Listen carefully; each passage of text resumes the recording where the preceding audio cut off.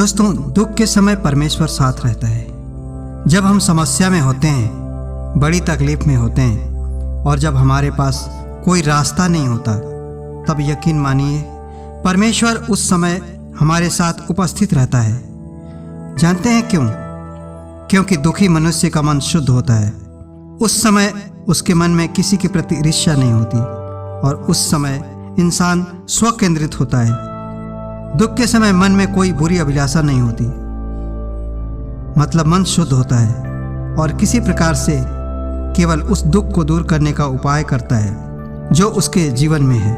ये जो मन की स्थिति है परमेश्वर को भाता है और मन की इसी शुद्धता को देखते हुए परमेश्वर आपके समीप रहता है।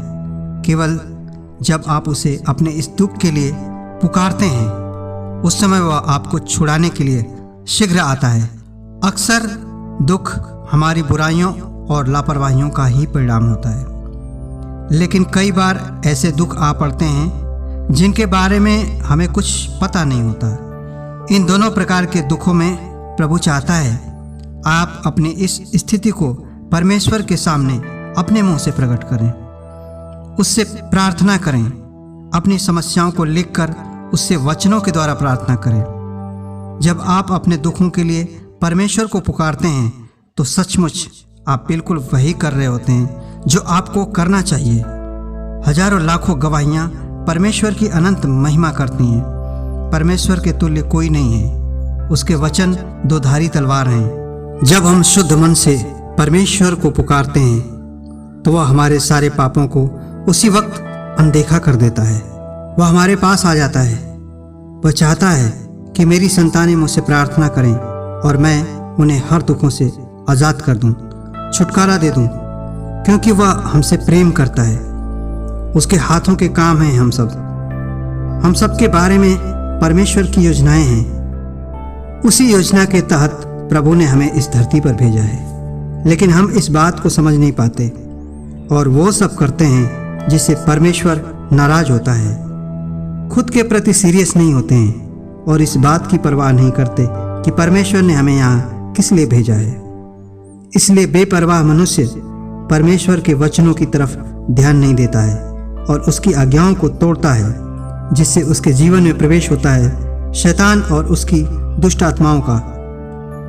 मतलब हम खुद ही शैतान को निमंत्रण देते हैं और वह हमारी जिंदगी को दुखों से भर देता है। लेकिन जैसे ही हम इन दुखों से छुटकारा पाने के लिए प्रभु को पुकारते हैं तो वह देर नहीं करता है। हमें संभालने के लिए वह तुरंत उपस्थित हो जाता है। प्रभु भला है, उसकी करुणा सदा की है। परमेश्वर ने हम पर कैसी बड़ी दया की है। यूहन्ना अध्याय 3 वचन 16 में लिखा है कि परमेश्वर ने जगत से ऐसा प्रेम रखा कि इकलौता पुत्र हमें दे दिया, ताकि जो कोई उस पर विश्वास करे वह नाश न हो परंतु अनंत जीवन पाए। परमेश्वर की दया को समझिए, उसके प्रेम को समझिए। परमेश्वर ने हमारे दुखों को नाश करने के लिए अपने इकलौते पुत्र को बलिदान कर दिया। इस रीति से उसने हमारे द्वारा किए गए पापों की क्षमा की व्यवस्था कर दी और अपने इकलौते पुत्र को पुनः जीवित करके संसार के लिए न्याय की भी व्यवस्था कर दी।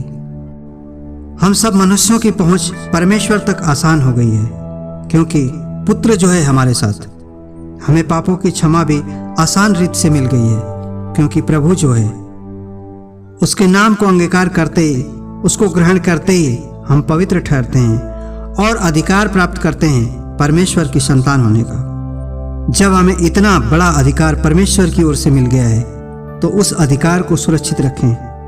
प्रभु की प्रार्थना करें, उसके वचन मन में धारण करें और खुद में सामर्थ्य जीवन का अनुभव करें, क्योंकि उसके पवित्र सिंहासन से जीवन जल की नदियां निकलती हैं और हमेशा के लिए हमारे पापों को और दुखों को नाश करते हुए स्वर्गीय आनंद से भर देती हैं।